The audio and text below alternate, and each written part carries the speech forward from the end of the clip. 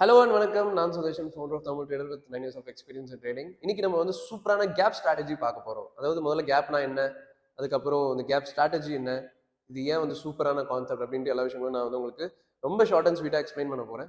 So அது போகிறதுக்கு முன்னாடி ஒரு சின்ன அப்டேட். நீங்கள் வந்து சப்போஸ் ட்ரேட் பண்ணிட்டு இருக்கீங்க ரெகுலராக அப்படின்னா, நம்மளோட போர்ட்டல் ஆக்சஸ் வந்து உங்களுக்கு கிடைக்கணும் அப்படின்னா, ஃப்ரீயாக கிடைக்கணும் அப்படின்னா, ஜஸ்ட் நீங்கள் கீழே இருக்க லிங்க் யூஸ் பண்ணி அக்கௌண்ட் ஓப்பன் பண்ணிக்கலாம் ஏஞ்சல் ஒன்ல. ஸோ நம்ம வந்து அஃபிஷியல் பார்ட்னராக இருக்கும். ஸோ நீங்கள் ஃப்ரீயாக வந்து அக்கௌண்ட் ஓப்பன் பண்ணிக்க முடியும். ஸோ தட் உங்களுக்கு நம்ம சைட்லேருந்து என்ன ஃபேவர் பண்ணுறோம்னா, வெப்சைட் அக்சஸ் உங்களுக்கு காம்ப்ளிமெண்ட்ரியாக கொடுக்குறோம். ஸோ நம்மளோட வெப்சைட்டில் வந்து பார்த்தீங்கன்னா, நீங்கள் பண்ணுற ட்ரேட்ஸ் ஜேர்னல் பண்ண முடியும். அதாவது இன்னைக்கு நீங்கள் என்ன ட்ரேட் பண்ணியிருக்கீங்க அப்படின்ற டேட்டாவை அப்லோட் பண்ணீங்கன்னா, அந்த மாதிரி ரெக்கார்ட் பண்ணிகிட்டே வர முடியும். ஸோ தட் நீங்கள் என்ன மாற்றிக்கணும், என்ன க்ரோ பண்ணணுன்ற டேட்டாலாம் அது உங்களுக்கு டிஸ்பிளே பண்ணி காட்டும். ஆப்ஷன் ட்ரேடர்ஸ்க்கு அது ரொம்ப யூஸ்ஃபுல்லாக இருக்கும். ஆல்ரெடி அந்த போர்ட்டலில் 2500 பேருக்கும் மேலே அது யூஸ் பண்ணிட்டு இருக்காங்க. ஸோ உங்களுக்கும் அது நம்ம ஃப்ரீயாக கொடுக்கணும்னு ஆசைப்படுறோம். ஜஸ்ட் தட் நீங்கள் ஃப்ரீயாக டிமேட் அக்கௌண்ட் ஓப்பன் பண்ணிட்டு ட்ரேட் பண்ணுற மாதிரி இருக்கும். அவ்வளோதான். ஸோ ஆப்ஷன்ஸ் பொறுத்த வரைக்கும் நம்ம வெறும் ட்ரேட் பண்ணிட்டே இருக்கிறது யூஸ் இல்லை. அதை வந்து பேக் டெஸ்ட் இந்த மாதிரி ஜேர்னல் பண்ணி எந்த அளவுக்கு ஒர்க் அவுட் ஆகுதுன்னு தெரிஞ்சுக்கிறது இம்பார்ட்டன்ட். சரி, இப்போ coming to today's topic, gap strategy. முதல்ல கேப்னா என்னன்னு புரிஞ்சுக்கணும். இப்போ நிஃப்டி வந்து 24,000 கம்ப்ளீட் ஆகுது இன்னைக்குன்னு வச்சுக்கலாம். நாளைக்கு காலையில் ஓப்பன் ஆகும்போது கரெக்டாக 24,000 ஓப்பன் ஆகுமா அப்படின்னு பார்த்தீங்கன்னா, 10ல் ஒரு 3-4 நாள் தான் அந்த மாதிரி ஓப்பன் ஆகும். அதாவது ஓரளவுக்கு சிமிலர் ப்ரைஸில். ஒரு 10ல் 3 நாள் எப்படி இருக்கும்னா, இங்கே ஓப்பன் ஆகலாம். பேலன்ஸ் 10ல் ஒரு 3-4 நாள் எப்படி ஓப்பன் ஆகும்னா, இங்கே ஓப்பன் ஆகலாம். அதாவது நான் ப்ரைஸ் சொல்லணும்னா 24,080 அப்படி ஓப்பன் ஆகலாம். இல்லை 23,900 இந்த மாதிரி ஓப்பன் ஆகலாம். ஸோ இதுக்கு பேர் என்ன சொல்லுவாங்கன்னா, கேப்னு சொல்லுவாங்க. முடிஞ்சது என்னமோ இங்கே தான், ஆனால் ஓப்பன் ஆகிறது கீழே ஓப்பன் ஆச்சுன்னா அதுக்கு பேர் கேப் டவுன். இதே மேலே ஓப்பன் ஆச்சுன்னா அது பேர் கேப் அப். ஸோ இது முதல்ல ஏன் இந்த கேப் நடக்குது அப்படின்னு பார்த்தீங்கன்னா, global market impact on Indian stock market, இது பேர் தான் கேப்ஸ்ன்னு சொல்லுவாங்க. Global market impact on Indian stock market அப்படின்னா என்னன்னா, நம்மளோட மார்க்கெட் வந்து இந்த டைமுக்கு க்ளோஸ் ஆயிருது 340க்கு F&O பொறுத்த வரைக்கும். பட் ஆனால் அமெரிக்கன் மார்க்கெட்ஸ்ல நைட்டு தானே ஓடும். ஸோ அதில் இருக்கிற மார்க்கெட் இன்ஃப்ளூயன்ஸ், ஜியோ பொலிட்டிக்கல் விஷயங்கள் எல்லாமே வந்து இன்ஃப்ளூயன்ஸ் ஆகி இந்தியன் மார்க்கெட் ஓப்பன் ஆகும் போதே என்ன ஆகும்னா ரிஃப்ளெக்ட் பண்ணிடும். அதுதான் கேப்ஸ்ன்னு சொல்லுவாங்க. ஓகே, ஸோ நம்மளோட மார்க்கெட் வந்து கேப் அப்ல ஓப்பன் ஆக போதா, கேப் டவுன்ல ஓப்பன் ஆக போதான்னு தெரிஞ்சுக்கிறதுக்கு வந்து கிஃப்ட் நிஃப்டின்னு ஒன்று இருக்கு.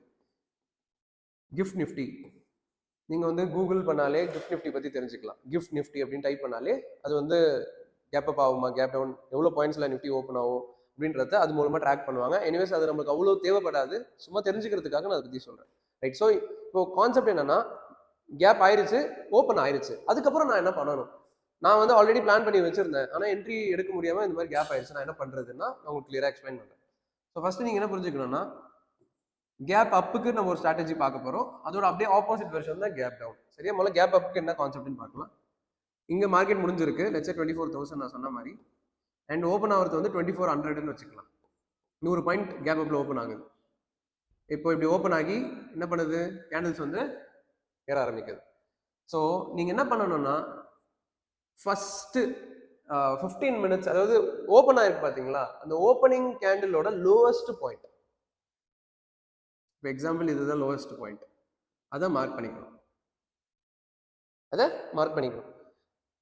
ஃபர்ஸ்ட் கேண்டிலோட லோவஸ்ட் பாயிண்ட் அதை மார்க் பண்ணிக்கணும். இப்போ பிரைஸ் வந்து இதுக்கு மேலேயே சஸ்டெயின் ஆயிடுச்சு அப்படின்னா அன்னைக்கு ரொம்ப பாசிட்டிவ் மொமெண்டம்ல இருக்குன்னு அர்த்தம். மார்க்கெட் வந்து டவுன் சைட் பெருசா போக வாய்ப்பு இல்லைன்னு அர்த்தம்.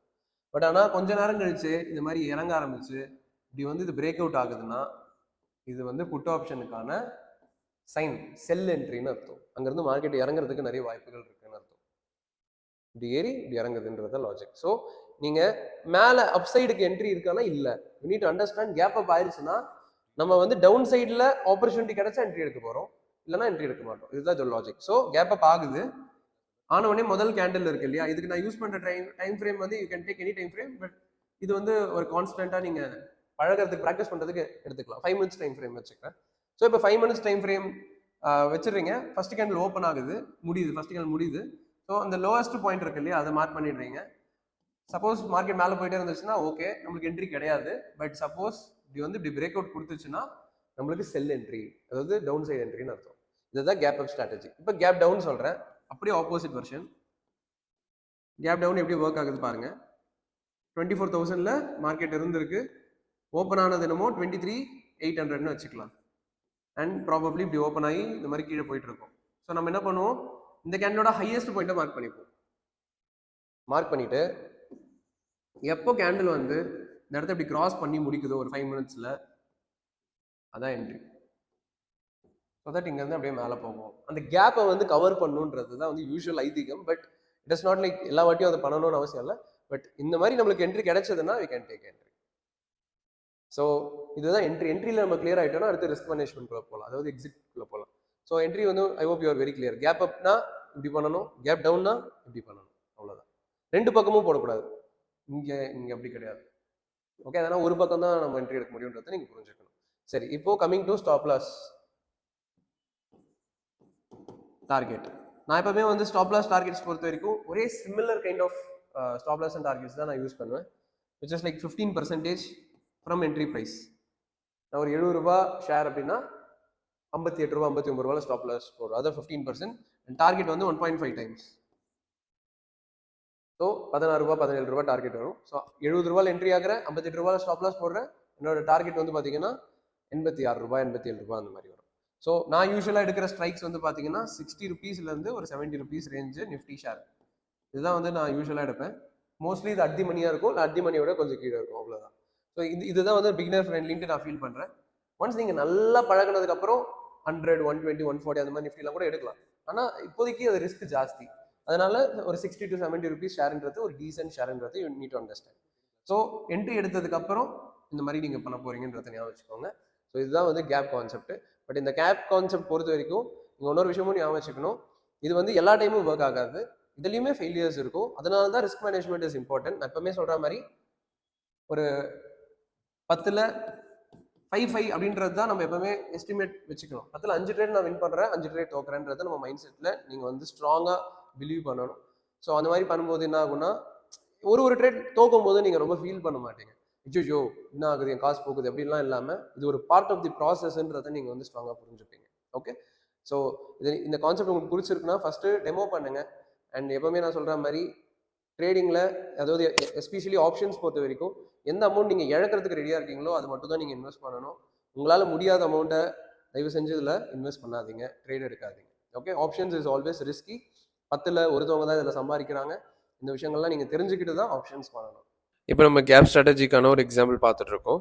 ஸோ இதில் வந்து கிளியராக கேப் அப்பா கேப் டவுனான்றது ஃபர்ஸ்ட் நம்ம புரிஞ்சுக்கணும். ஸோ இப்போ கேப் அப்க்கு எக்ஸாம்பிள் காட்டுறேன். இப்போ மார்க்கெட் வந்து இந்த இடத்துல முடிஞ்சிருக்கு ஃப்ரைடே. மண்டே மார்னிங் ஓப்பன் ஆகும்போது இந்த இடத்துல ஓப்பன் ஆகுது. ஸோ அப்போ இந்த இடத்த தான் என்ன சொல்லுவாங்கன்னா கேப் அப்படின்னு சொல்லுவாங்க. ஸோ இது கேப் அப், ஏன்னா ப்ரீவியஸ் டேவோட இப்போ வந்து பார்த்தீங்கன்னா மேலே ஓப்பன் ஆயிருக்கு. இந்த மாதிரி ஓப்பன் ஆச்சுன்னா ஃபர்ஸ்ட் 15 மினிட்ஸ், அதாவது இப்போ நான் 5 மினிட்ஸ் டைம் ஃப்ரேம் வச்சிருக்கேன். நீங்கள் 15 வேணாலும் வச்சுக்கலாம், 1 வேணாலும் வச்சுக்கலாம், எது வேணால் வச்சுட்டு, ஆனால் 15 நிமிஷம், முதல் 15 நிமிஷம். ஸோ 15 மினிட்ஸ் வந்து அதோட லோவஸ்ட் பாயிண்ட்டு நீங்கள் மார்க் பண்ணிக்கணும், கேப் அப்பா ஆயிடுச்சுன்றதுனால. ஸோ முதல் 15 நிமிஷத்தோட லோவஸ்ட் பாயிண்ட்ன்றது இதுதான். அதை பிரேக் பண்ணி கீழே வந்தால் தான் அன்றைக்கி நம்ம செல் என்ட்ரி, இல்லைன்னா நம்மளுக்கு என்ட்ரி கிடையாது. அதுக்கேற்ற மாதிரி அந்த டே அன்னைக்கு பார்த்தீங்கன்னா ஃபுல்லாக மார்க்கெட் வந்து சைடில் போயிருக்கு, மேலே போயிருக்கு. ஸோ கீழே வந்து வரல. அதுக்கு அடுத்த நாள் பாருங்கள், திருப்பி கேப் அப் தான் இருக்குது. ஏன் கேப் அப்னு சொல்கிறேன்னா, முடிஞ்சது இங்கே, ஆனால் அடுத்த நாள் ஓப்பன் ஆனது இங்கே. சின்னதாக இருந்தாலும் அது கேப் அப் தான். ஸோ முதல் 15 நிமிஷம் அந்த பாயிண்ட்டு, அதோட லோவஸ்ட் பாயிண்ட் வந்து மார்க் பண்ணிக்கிறோம். அண்ட் கரெக்டாக அந்த லோவஸ்ட் பாயிண்ட் என்ன ஆகுதுன்னா இந்த இடத்துல பிரேக் ஆகுது பாருங்கள். பிரேக் ஆனதுக்கப்புறம் அங்கேருந்து மார்க்கெட் வந்து டவுன் ட்ரெண்ட் நோக்கி வந்திருக்கு. ஸோ நான் சொன்ன மாதிரி பிரேக் ஆயிருக்குன்னு தெரிஞ்சோடனே ஸ்டாப் லாஸ் டார்கெட் போட்டு நம்ம என்ட்ரி எடுப்போம். விக்கியும் சேர்த்து தான் நீங்கள் வந்து மார்க் பண்ணணும். ஸோ தெளிவாக கேண்டில் பிரேக் ஆகுதுன்னு பார்க்கணும். நீங்கள் பிரேக்குக்கு வந்து you can consider 3 minutes R 5 minutes time frame.